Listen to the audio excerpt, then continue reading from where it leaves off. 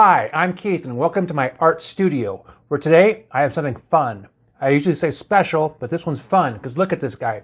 He's kind of a caricature, kind of like what you get at the mall or maybe at the amusement park or at the fair, where you sit down, you pay 30 bucks and they draw your picture. I used to do that kind of stuff. That's why doing this guy was pretty easy. But I do sci-fi fantasy characters. And if you've been following my page for a while, and I hope you have been, you notice I put these two big old fangs on this guy, and all of a sudden he's a fantasy character. He has green hair too. Now, I just drew this guy, spent about 2 hours working on it, and made a video, and I'm going to show it to you, so stay tuned. But before I do, I want to ask you to like and subscribe, and leave me a comment, and let me know what you think of this stuff. He's mostly colored pencil. There's ink wash in there, and a little bit of acrylic white for highlights. Otherwise, he's a pretty fun cartoon. He's a fantasy character. Anyway, stay tuned. As I take on the challenge of learning to draw from scratch and see if I can actually create something decent by the end of the video. Drawing is one of those skills that seems intimidating at first, but trust me, it's way more fun and accessible than you think. Anyone can learn to draw, regardless of their current ability. It's all about having a willingness to learn and practice. One of the biggest things that holds people back from drawing is the fear of not being good enough. I get it, it can be scary to put yourself out there and risk looking silly. But here's the thing, everyone starts somewhere. Even the most talented artists you see online or in galleries were once beginners. They didn't pick up a pencil and instantly create a masterpiece. Another misconception is that you need to have some kind of natural talent to draw. That's just not true. Drawing is a skill that can be learned with practice and patience. It's like riding a bike or playing an instrument. At first, it's going to feel awkward, but the more you do it, the more comfortable you'll become. Some people might think, but I don't know where to start. That's a fair question. The truth is, getting started is often the hardest part. You don't need a lot of fancy equipment or classes to begin drawing. Just a pencil and paper will do. Let's get started with some basic drawing techniques. One of the simplest things you can do is practice drawing shapes. Circles, squares, triangles, these are the building blocks of most objects. Try drawing a few different shapes and see how they can be combined to create more complex forms.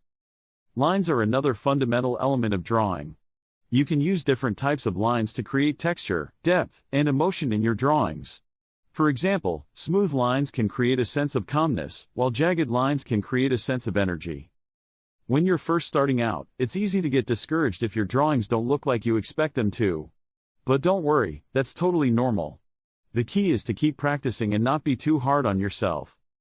Try experimenting with different line weights and textures. This will help you develop your own unique style and voice. And most importantly, have fun with it. Drawing is a journey, not a destination. Let's do a quick drawing project from start to finish. I'm going to draw a simple still life using some basic shapes and lines. I'll start by sketching out the overall composition with a light pencil mark. Then, I'll begin adding in more details and textures. As I work on this drawing, I want you to think about how you can apply these same techniques to your own work. Don't worry too much about making mistakes, just enjoy the process of creating. Okay, my still life drawing is coming along. I've added some basic shapes, lines, and textures. Now, I'm just going to add a few finishing touches and voila! We've got a completed drawing. The most important thing to remember is that drawing is a skill that improves with practice and patience. Don't expect to create a masterpiece right away, but do expect to have fun and see progress over time. If you've made it this far, I'd love to see your own drawings. Share them in the comments below and let's get a community going. Check out my other art tutorials for more tips and inspiration, and thanks for drawing along with me today.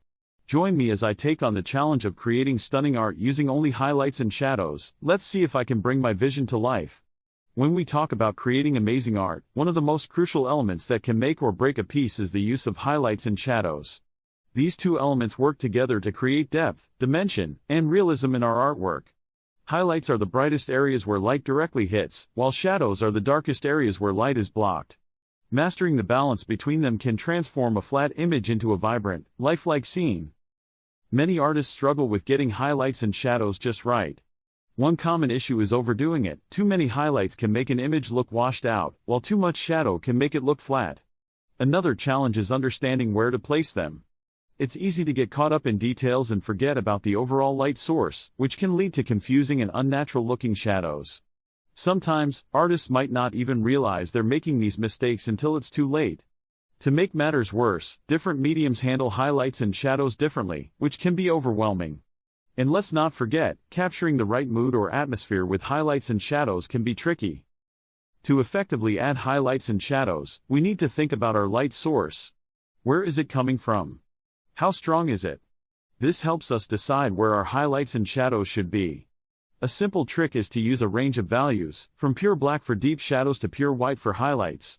This range gives our artwork depth.